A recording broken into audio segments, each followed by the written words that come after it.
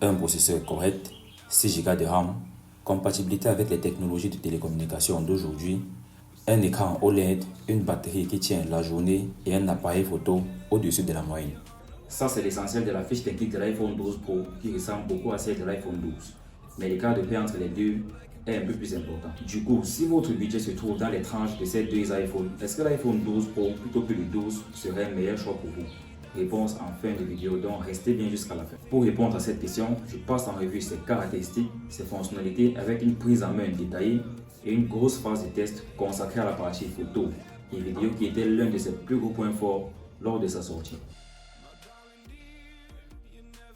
Bonjour YouTube et bienvenue dans cette nouvelle vidéo. Si tu me découvres aujourd'hui, je te souhaite la bienvenue sur la chaîne Joe Techmaker. Je suis Joachim, passionné de nouvelles technologies et c'est justement ce dont on parle sur ma chaîne YouTube. Donc, c'est comme pour la plupart d'entre nous, c'est l'un de tes centres d'intérêt, tu t'abonnes pour rejoindre la communauté.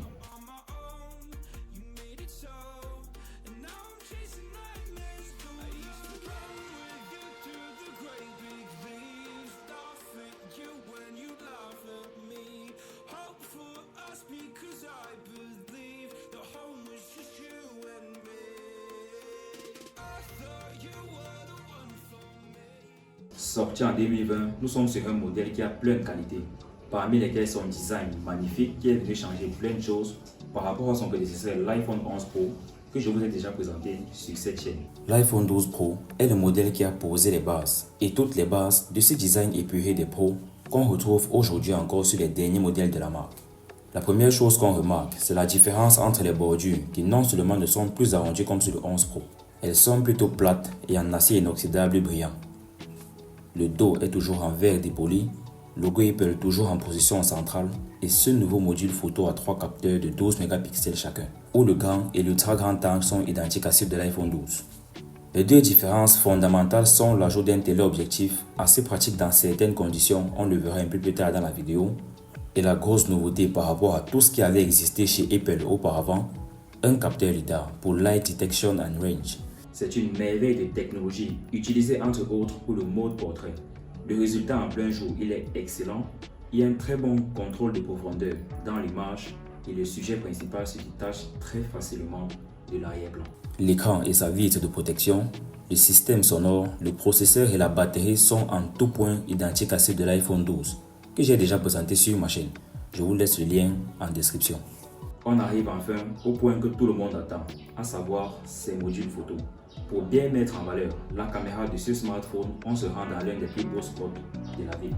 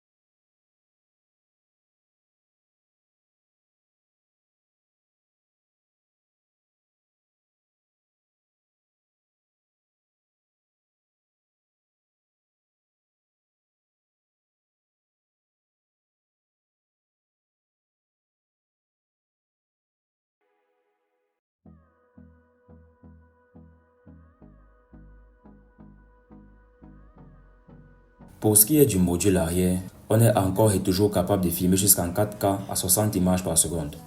La vidéo est assez bien stabilisée et c'est un résultat qui est plutôt bon pour un smartphone qui date d'il y a plus de 3 ans. Attention quand même à ne pas trop mettre le smartphone en difficulté lorsque vous filmez avec. Sinon, il atteindra assez rapidement ses limites, surtout en termes de stabilisation. C'est le cas dans cet extrait où, à cause des aspérités de la route, il y a énormément de mouvements dans la vidéo.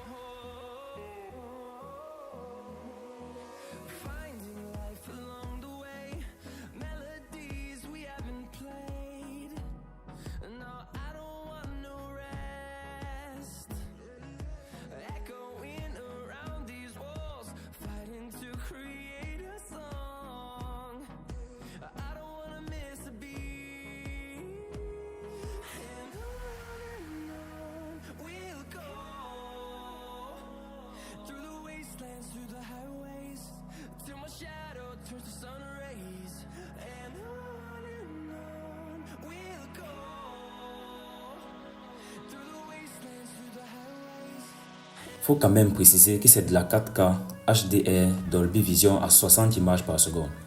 En gros, c'est plus de lumière, de couleur et de netteté dans la vidéo. Néanmoins, la partie Dolby Vision ne peut être exploitée que sur un écran qui est compatible avec cette technologie. À l'époque de la sortie des iPhone 12, ça ne courait pas les rues, mais aujourd'hui, on en a un peu plus. C'est un bon point.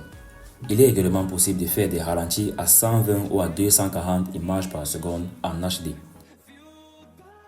En photo, c'est pareil que le 12. On peut faire des photos en format RAW qui permet d'avoir une image source neutre qu'on pourra mieux retoucher pour accentuer certains éléments en fonction de ce qu'on veut comme rendu. On a sur le mode portrait la possibilité du zoom x2 avec le téléobjectif, en plus du x1 sur le grand angle comme avec l'iPhone 12. Le mode portrait est aussi disponible en mode nuit grâce au capteur LiDAR, mais uniquement sur le grand angle et non pas sur le téléobjectif en zoom x2.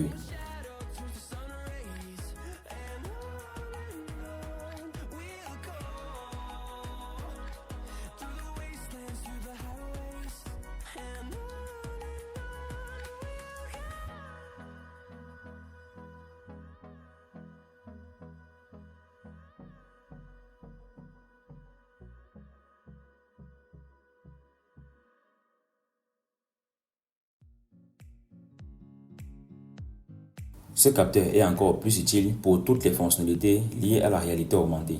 C'est vraiment l'un des éléments qui font la force des iPhone Pro jusqu'aujourd'hui. Je vous expliquerai plus en détail dans une prochaine vidéo comment fonctionne ce capteur LiDAR. Sur la caméra frontale, on n'a pas grand chose de différent par rapport à l'iPhone 12.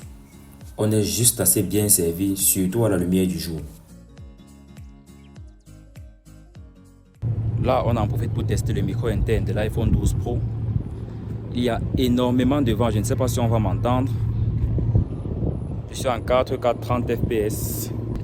La caméra est plus ou moins bien stabilisée en fonction de la vitesse à laquelle je me déplace. Il y a néanmoins un défaut que j'avais déjà remarqué sur l'iPhone 12, à savoir la mauvaise gestion de l'exposition de l'arrière-plan. Vu que ce capteur en lui-même n'est pas fameux, on essaie de rattraper ces défauts via un traitement logiciel qui n'est pas au point sur ce modèle.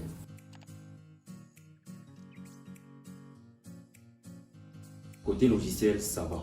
Ça va même très bien. Il sera compatible pendant encore au moins 2 ans à la dernière version d'iOS. Son processeur, on l'a dit en début de vidéo, est correct pour certains types de tâches. Mais si vous faites de la retouche vidéo sur l'iPhone, vous allez patienter un bon bout de temps avant de pouvoir avoir le rendu en fonction de la durée de la vidéo traitée. Je le dis parce que, à moins d'avoir un Mac M1, il vaudrait mieux faire la retouche directement sur l'iPhone, au lieu de le transférer sur son PC avant de le faire, surtout lorsqu'on a filmé en HDR 10 bits. Ce n'est pas impossible d'avoir un bon rendu dessus, mais lorsqu'on sort de l'environnement Apple avec une vidéo filmée à l'iPhone, on perd plein de détails dans la vidéo et par conséquent de la marge de retouche. Pire encore lorsqu'on change de format. Ça c'est vraiment dédié à ceux qui feront de la retouche et du montage de leurs différents plans. Si vous par contre vous avez l'intention d'utiliser directement vos prises sur les réseaux sociaux, n'importe lequel, ça ne vous concerne pas. Ça devient par conséquent un détail. Ma caméra principale c'est un iPhone 11. Je filme en 4K à 30 images par seconde en HDR 8 bits. Ça me prendrait une éternité de faire la retouche sur l'iPhone 11 et avoir le rendu. Alors sur le 12 ou le 12 Pro, ça prendrait moins de temps, mais ça prendrait juste assez pour que ce soit un problème. À part ça, son autre limite, si ça doit être considéré comme tel, c'est au niveau de Neural Engine, qui pourrait ne pas être assez performant pour offrir la meilleure expérience possible qui dépend de cette partie du processeur. Et avec iOS 18, cette partie sera très souvent sollicitée. Contrairement à l'iPhone 12 qui a 4 Go de RAM, le fait ici d'avoir plus de RAM a plusieurs avantages, notamment le fait de pouvoir ouvrir plus de programmes simultanément. Et aussi la possibilité pour l'iPhone de supporter le mode Pro Home disponible dans l'appareil photo.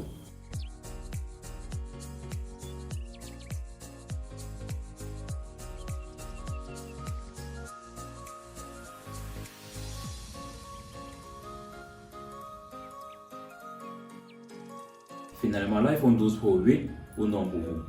Ça dépend évidemment de votre usage. Déjà, contrairement à son année de sortie, il n'est plus le top de sa catégorie. En termes de qualité, il est toujours au top, mais en termes de rapport qualité-prix, ce n'est pas vraiment la meilleure option que vous avez. Ses principaux concurrents, qui à bien des égards sont meilleurs que lui, sont beaucoup moins chers. Et pour cette vidéo précisément, on va faire l'effort de rester dans les iPhones. Du coup, en restant dans cette 14e génération d'iPhone, pour monsieur et madame tout le monde, c'est l'iPhone 12 et il est largement suffisant. Tandis que pour ceux qui ont une utilisation professionnelle de leur smartphone et précisément orientée photo et vidéo, c'est le 12 Pro. Max de préférence est en fonction du budget parce que lui par rapport au 12 Pro, il a quelques atouts supplémentaires qui offrent plus de possibilités. Et enfin, c'est l'iPhone le moins cher qui propose certains des éléments qu'on retrouve encore sur les modèles d'aujourd'hui, dont un capteur LiDAR utile pour la réalité augmentée et le mode portrait aussi bien de jour que de nuit. Un grand angle en ouverture f1.6 avec stabilisation par mouvement du capteur dans le cas du 12 Pro Max et un téléobjectif avec un zoom optique x2 équivalent 52 mm, même si la moyenne aujourd'hui c'est du x3. Le téléobjectif pour quelqu'un qui fait constamment de la photo et de la vidéo, c'est indispensable. Et si c'est avec l'iPhone 12 Pro Max, ce sera du x2,5 avec les capteurs photo et l'écran plus grand et une bien meilleure autonomie de batterie. Avec un peu plus de budget, la génération suivante est plus intéressante. On en parle dans la prochaine vidéo consacrée à l'iPhone 13 Pro. Pour ne pas rater ça, je t'invite à cliquer sur le bouton s'abonner et à activer la cloche de notification. Si cette vidéo sur l'iPhone 12 Pro t'a plu, je t'invite à lâcher un pouce bleu dans la barre des pouces bleus. Laisse également ton avis en commentaire, je me ferai un plaisir de te répondre. D'ici la prochaine vidéo, prends soin de toi. On est ensemble. Peace out.